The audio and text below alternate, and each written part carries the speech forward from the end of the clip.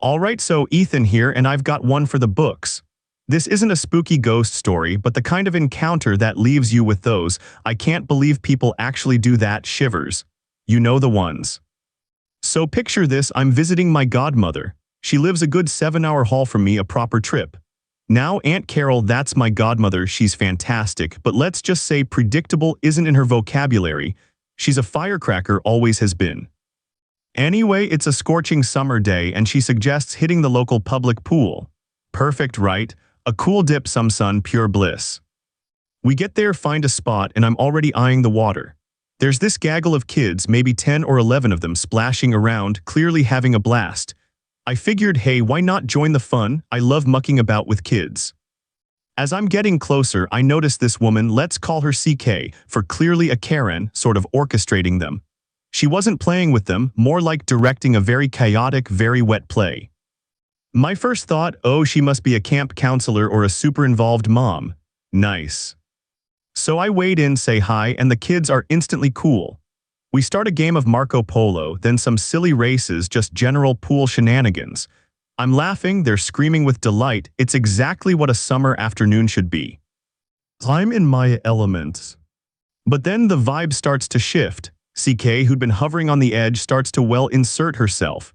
First, it's little things. No, you have to tag gently, she'd call out, her voice a bit too sharp. Or everyone, let's try a more organized game. The kids started looking a bit less enthusiastic. I just kinda shrugged it off, thinking, okay, maybe she's just trying to keep things from getting too out of hand. The organized game she suggested was some complicated relay that nobody understood, and when the kids just wanted to go back to free play, her smile got a bit tight. She started getting louder, her instructions turning into commands.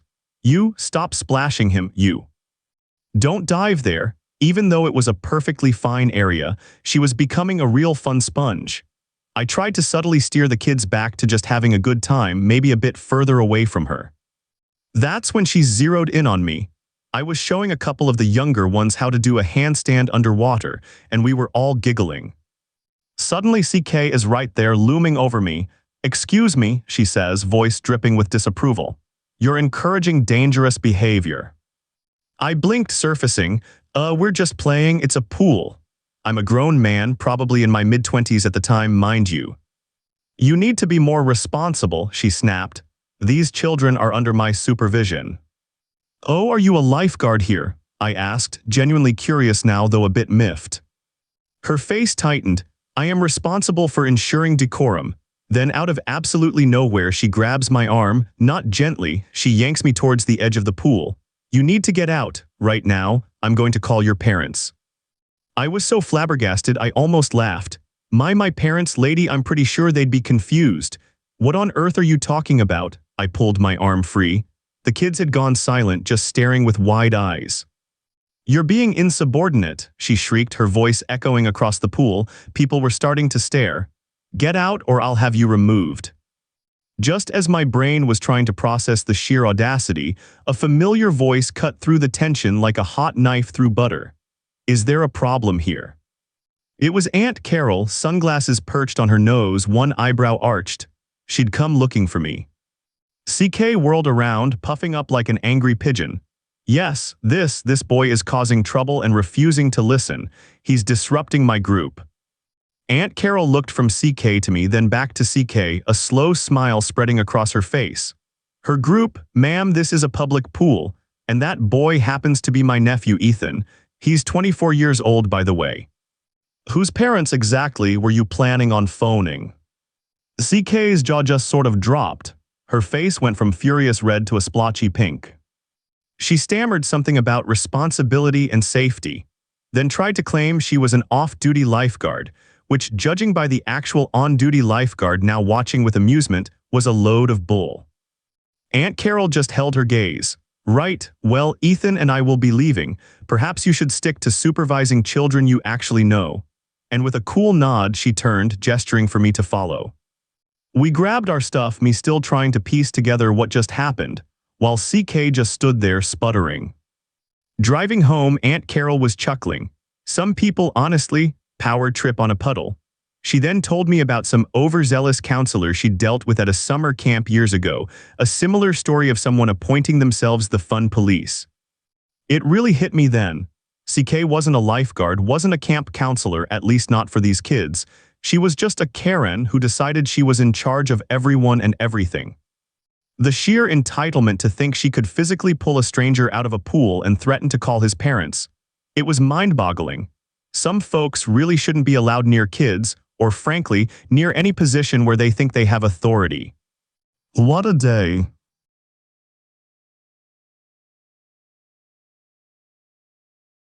All right, folks, gather round. Ethan here again.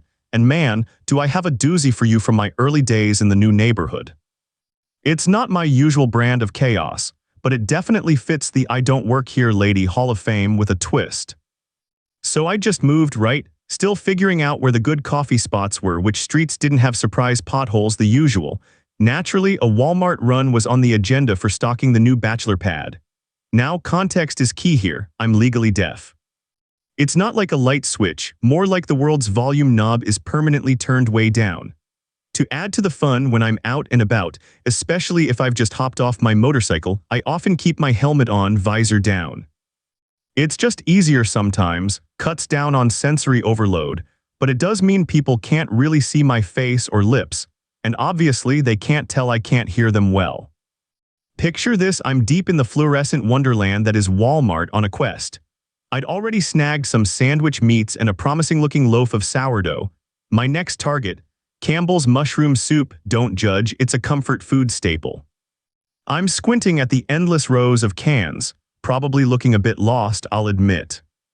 Suddenly, wham, someone smacks me hard on the shoulder. I mean hard, not a tap, a full-on thwack. I wasn't expecting it at all, and being a bit off balance trying to read tiny labels, down I go right on my butt. My poor, innocent loaf of sourdough, squashed flatter than a pancake under a steamroller. My dignity also taking a hit. Before I can even process the bread tragedy, this woman is looming over me. She's already red in the face, gesturing like she's trying to land a plane, and her voice, even to my diminished hearing, sounds like a foghorn. Hey, you. Where's the fancy cat food, the one in the blue can? Are you just going to sit there? I was still reeling, half from the fall, half from the sheer audacity. I pushed myself up, dusted off my jeans, and shook my head trying to clear it. I signed as clearly as I could, I don't know. I don't work here. I even pointed to my ears and shook my head again, hoping she'd get the hint about the hearing. My voice, when I use it, can be a bit off, so signing is my go-to when the helmet's on. She just blinked, then her face got even redder. Don't you ignore me, she shrieked, jabbing a finger towards me. I know you work here, you're in an aisle, stop being lazy and show me the cat food. My Tittles won't eat just anything. Oh boy, Tittles is in for a wait. I sighed internally. This was escalating. People were starting to peek around the end caps. I fumbled in my pocket for a small laminated card I carry for exactly these situations. It says in big bold letters, I am deaf. I do not work here. Please write or type if you need to communicate. I tried to show it to her, holding it out. She actually batted my hand away. I don't have time for your games, cat food now. That's when a guy built like a friendly lumberjack stepped in from the next aisle. Hey lady, what in the world do you think you're doing? His voice boomed, cutting through her tirade. He clearly doesn't work here and you just assaulted him. I saw the whole thing. The woman whirled on him. Mind your own business. This employee is being deliberately unhelpful and rude. Rude, Lumberjack Hero scoffed. You knocked him down and you're screaming at him because he won't fetch your cat food. He's probably just trying to do his own shopping. By now, we had a proper audience. Phones were subtly being angled. Two actual Walmart employees, looking harried but determined, were making a beeline for our little drama circle. What seems to be the problem here? One of them asked, his name tag reading Kevin. The woman immediately launched into her tale of woe, painting me as the most unhelpful, lazy, and possibly mute employee in Walmart history. Lumberjack Hero countered, explaining she'd physically hit me and then refused to listen. I just held up my squashed bread with a mournful look, then presented my laminated card to Kevin. He read it, his eyes widened a bit, and he looked from me still in my helmet to the increasingly screechy woman. Understanding dawned. Ma'am, Kevin said, his voice firm but polite, this gentleman doesn't work here, and you physically accosted him. You need to come with us. Her jaw dropped, but he the cat food. We can help you find the cat food, ma'am, the other employee said gently. But you need to apologize to this man, and then we need to have a word with you in the office. She sputtered, looked like she might explode, but Lumberjack Hero was still there, arms crossed, looking like he wouldn't mind a second round. Defeated, she mumbled something that might have been sorry in my general direction doubtful, and allowed herself to be escorted away, still muttering about tittles and terrible service. Lumberjack Hero gave me a big grin and a thumbs up. I smiled back, pretty sure my visor fogged up a little from relief, and signed thank you with genuine gratitude. He just nodded like it was all in a day's work. Kevin, bless his retail-weary soul, actually apologized profusely for the whole ordeal and even asked if I wanted him to get me a new loaf of bread. I signed my thanks again, told him I was fine and just wanted my mushroom soup. He pointed me in the right direction. So yeah, another day, another communication breakdown leading to public spectacle. But hey, at least I eventually got my mushroom soup. And a fresh story for you guys, proving that sometimes, even a simple grocery run can turn into an adventure when you're navigating the world a little differently. Small victories, right? Still watching? Dang, you must love internet drama. Smash subscribe. It's cheaper than therapy.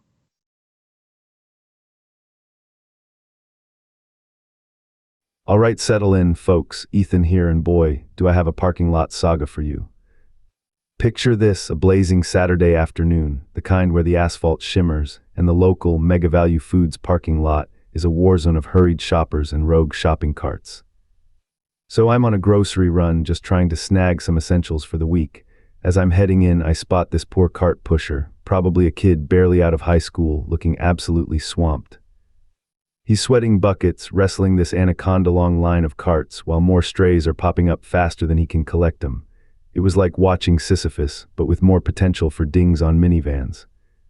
Feeling a pang of sympathy and, hey, maybe earning a few karma points, I decide to grab a loose cart near me and wheel it towards the corral on my way in. My good deed for the day, right? I'm about halfway to the entrance, maneuvering my one good deed cart, when I hear this determined huff behind me. I glance back and see her, the quintessential Karen. You know the type, a haircut that could cut glass, an expression that says she's perpetually disappointed in the universe, and a death grip on her purse. She's got her own cart, freshly emptied, and she's clearly in a massive hurry to be anywhere but there. Instead of walking the extra 10 feet to the actual cart return, she lines up her cart, aims it in the general direction of the corral, which, unfortunately, is also the general direction of me, and gives it an almighty shove. No finesse, just pure, unadulterated, not my problem anymore energy. Now I'm not using Bolt, but I sidestep just enough for it not to T-bone me. But then, wham, her projectile cart, now pilotless and veering wildly, slams hard into the side of a pretty pristine-looking Ford F-150 parked a few spots over. The sound echoed like a metallic gong of impending doom. The truck door swings open, and out unfolds this guy who looks like he eats anvils for breakfast. Big dude, tattoos, but with a surprisingly calm, if annoyed, expression. He looks at the cart, then at me, since I'm the closest person to the offending vehicle, still holding my own cart. "Hey pal," he calls out, voice rumbling. "You work here, what in the Sam Hill was that?" I immediately put my hands up, shaking my head. "Whoa, nope, definitely don't work here, man. I was just bringing this one in to help out that guy." I hooked a thumb towards the still struggling cart pusher. "Pretty sure she's the one you're looking for." I nodded towards Karen, who had frozen mid-stride, eyes wide, looking like a deer caught in very expensive headlights. The truck owner's gaze swivels to Karen. His calm is starting to fray. "Ma'am, did you just yeet your cart into my truck?" Karen, bless her entitled heart, immediately goes on the defensive. "Well, I was just trying to return it. It's not my fault if he," she points an accusatory finger at me, "was in the way, or if your truck is parked so carelessly." The truck guy's eyebrow shot up. He slowly walks over to his truck, runs a hand over a very obvious, very fresh dent. "Lady, returning your cart doesn't involve launching it like a damn missile. That's a brand new dent. You're going to have to pay for that." Karen scoffed, clutching her purse tighter. Pay for it, don't be ridiculous. I don't have any money on me for such nonsense. It was an accident. This is harassment.